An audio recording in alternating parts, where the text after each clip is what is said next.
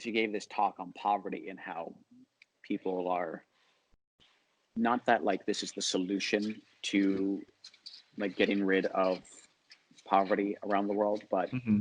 that when people are constantly stressed about like financial need and stuff like Hmm. that, that there actually are certain um, spikes in stress hormones that actually like decrease life, like longevity of life, Yeah. which is interesting. So not only does not having like access to certain financial resources, decrease your life, but because you don't have access to food and healthcare, but also the stress could be decreasing your life too.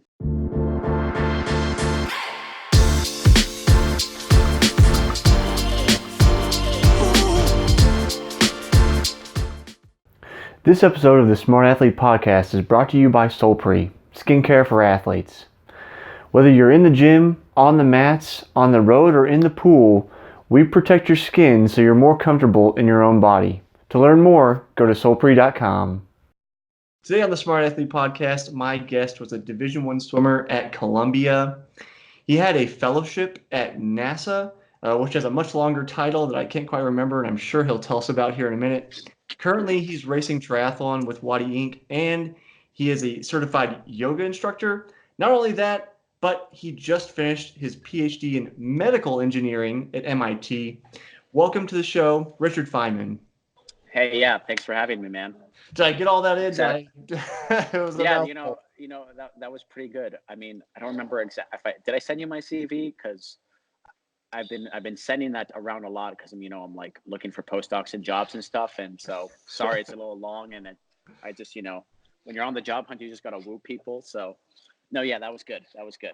No, that's okay. Thank you. Like I said, we were talking before we got started recording. I just, I want to give you credit where credit's due, and typically, Appreciate it. I find like somebody like you who's going to be like super competitive. I mean, anybody who's on this show is a smart athlete. Like, there's usually a lot going on there, even though it may not necessarily be apparent on the surface. Yeah, So, I don't know. Yeah, I mean, I find that when like even here at like MIT, anyone who was like pretty athletic was here, like I don't know, they do a lot of things. I think the brains and the athleticism kind of go hand in hand, and I yeah. think that the thing that links them together is just like a really good work ethic. I Hmm. find that everyone who I've trained with has a pretty good work ethic, and that translates into their career. Just grad school isn't for everyone because it can suck. So um, so yeah, like I know you had Greg on the podcast, so he was kind of like my when he moved out here to Boston, he had just finished his PhD, and I was in the middle of mine, and so I would frequently bitch to him about how much it sucked, and then he would provide me the light at the end of the tunnel. Yeah. And now that I'm done, he's almost revealing to me how much he held back about how bad grad school was, just to give me a little bit of like confidence and optimism. Yeah. But Well, yeah, see, and Greg even told me last week, he said, which the episode's not out yet, so you haven't even seen it. He yeah. said, what Richard doesn't know yet is that it's all downhill from here. Like, you think it's going to get easier, and it doesn't. Oh, great. Yeah. Oh, that's good. Thanks, Greg. Jerk. Yeah. I think he was just, he's trying to give you just enough perspective to keep you motivated, but not so much just to like crush your soul. Well, yeah. I mean, I think maybe what he's getting at is like other things in life come up. Like, I mean, Yeah. he's about to have a kid, Yeah. so he's and we're both kind of like we're both more on the sensitive side, and we can both be kind of anxious people, so we kind of relate in that regard. So I'm sure like the fact that he's having a kid, he's pretty anxious about that. But Yeah. Well, I so mean, I get it. it's a big change. Oh So, yeah, yeah. so you just graduated, it should be a time of like elation, but with that kind of anxiety of trying to find a job, how's the job search going? Are you feel like you're getting some solid leads in? Yeah, I mean, like I have a few offers, and the hardest thing has been kind of like leveraging what I want to do. Mhm. You know, you get your PhD and you're surrounded by these brilliant professors, and a lot of them are kind of trying to pull you to like stick with academics, but Mhm. there's like a larger and larger growing pool of PhDs who actually just go into the workforce and go into industry. So Mhm. I've kind of constantly been trying to figure out, like, do I want to do academia? Do I want to pursue the faculty route, or do I want to like go into industry? And Mhm. for a while, I've always thought that like industry is just kind of like selling out. So, and I was pretty set on being a professor. And as soon as there are a couple of things kind of happened that led me to question that. Mhm. Um, Kind of had like a little bit of identity crisis. But so my boss here at MIT, she's a brilliant professor, um, one of the best mentors I've ever had, and very liked in the department. But because of like some dumb politics, she ended up not getting tenure, and so this past semester she announced that she's leaving MIT, Mhm. um, despite the fact that so many people, like other professors, just adore her, and she's so great for the department. And so to me that was like, okay, someone who is really striking the balance between being a great professor and mentoring her students and teacher, but also like putting out like great research. Our group produces a lot of papers.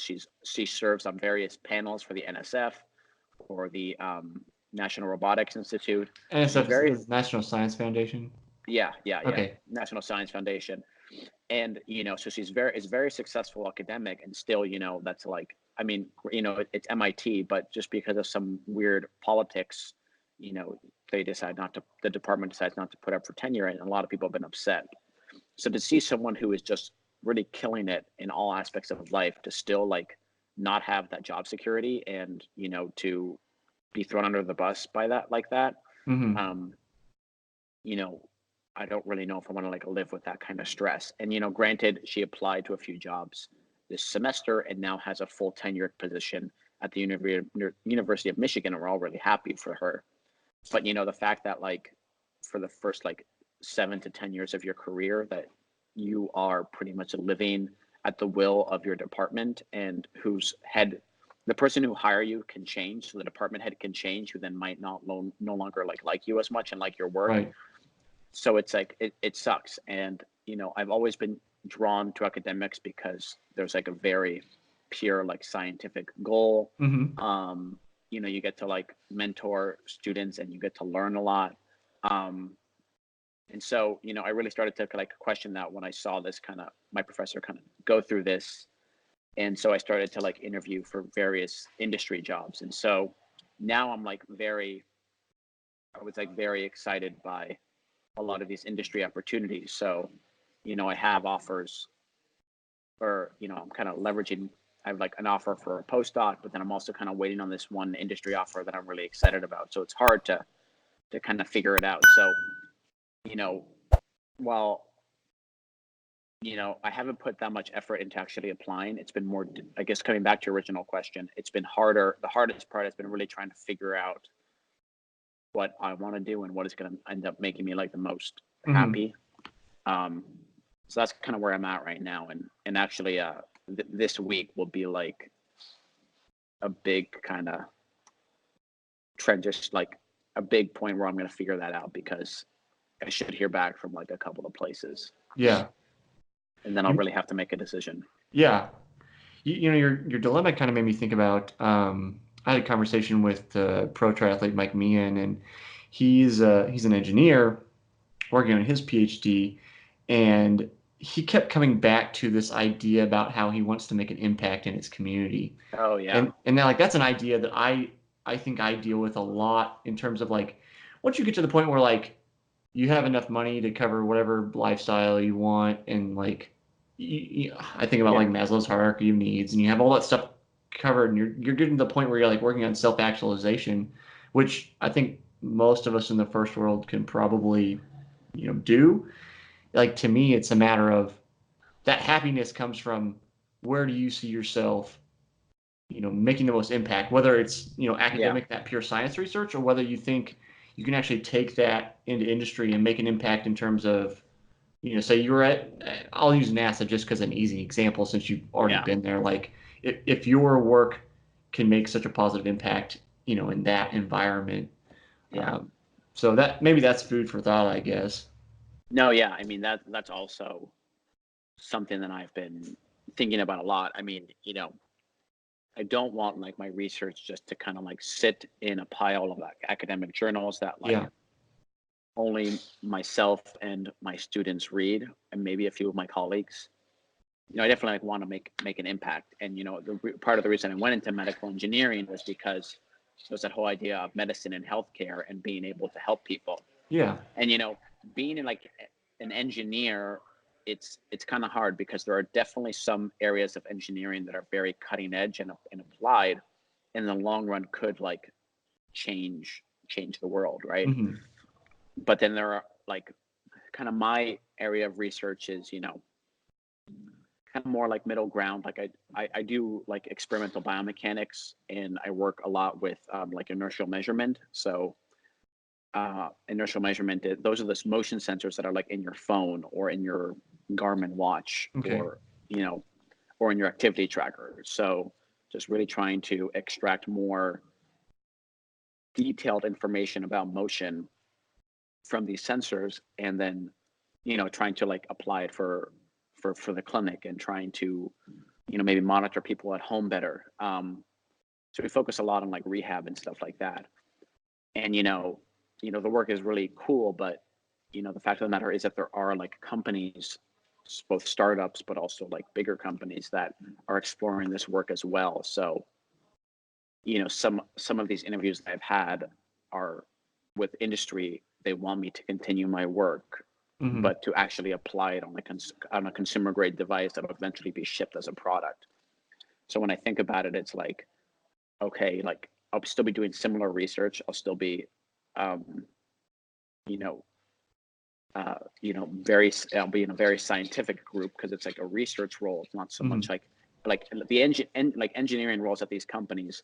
They're trying to build something to sell, but the scientist roles are kind of more like R&D. So they do the research. There's like user studies behind it, and it's then validated, Hmm. before it's shipped. So they're like, the scientists are more on like 2, 3, 4 year, um, like, uh, you know, like the stuff they're working on won't ship for another 2, 3, 4 years. But the Right. engineers, might be on more of a like 9 to 12 month cycle, because Garmin comes out with a new forerunner every year. So Yeah. those engineers have to like be on top of that every year. Um, so anyway, like if I'm doing the same work, but now it's actually going to be shipped in a device eventually that might actually benefit a consumer, and make its way into the clinic, like then I can make a much bigger impact. So it's hard, and you and so it's I've really kind of tried to only like explore industry jobs where I feel like that impact would be most, Hmm. where I could make the most impact. Yeah. It's tough to like relate this experience without you having had it yet. But I know like for me, like as an entrepreneur, my goal is to take like clearly defined problems and solve them. And Yeah. I don't have the resources to have an engineering team or make anything as complicated as like, I'll say a Garmin watch. But like, there's such, like to me, there's such like this satisfaction, almost like a thrill. Like, I don't need to go to, like thrill seeking because like when I get this positive feedback that like whatever I've created or brought out, like somebody says that I've tried all these things and then I finally tried yours and like it worked better than anything I could ever find before. Like Uh-huh. that's so satisfying. Like that Yeah. was the whole point of doing all this rigmarole was to actually like even if it's just one person like making this small impact. Like to me that's the highlight of what I do, I guess. Yeah. Yeah. And I mean, there's like there's definitely been like there thrills during my PhD where like I publish a paper, but you know, I guess I haven't like exactly had that thrill of where like Yeah. someone's actually like used something that I've made and benefited from it. Yeah. And sometimes I feel like it's selfish to want that, like, oh, I want my work to make a difference, but I'm only one person who, can't solve the world's problems. No. But even if you can make like a tiny impact, that would be pretty cool. Well, and I think there's something to be said about one of my psychology professors had an argument that altruism isn't real. Like Hmm. you can't be purely altruistic. You can have motivations to help other people, but ultimately there's some kind of like benefit you get from helping other people, like feeling good about having done it. Yeah, So that I kind of like in some yeah, ways I just don't worry about it. Like if yeah, you're, I think it's a good thing if you're motivated to help other people. Like even if it is selfish to yeah. want to do it, you're still making a positive impact. No, yeah, yeah. I've actually talked about that with people too, and with my dad a lot. My dad's a physician, and so Okay. he definitely tries to practice being, humble and altruistic and very motivated by helping others. But it's hard to deny the fact that you definitely get like a personal satisfaction out of helping others too, which is inherently not altruistic. So Right. yeah, Right. I definitely agree with that. Yeah. So Um, it's, yeah, I mean it's a big balancing act really. And then yeah, definitely. as we go down the rabbit hole, then you go into like compensation and like what is money and Yeah, yeah, yeah. all that whole Money thing. does money buy happiness? Blah blah blah. Yeah. You know, which it doesn't. But there's actually it's interesting. I TA'd a therapeutics class last semester, Hmm. and someone actually came in. She was the chief medical officer at MGH, Massachusetts General Hospital.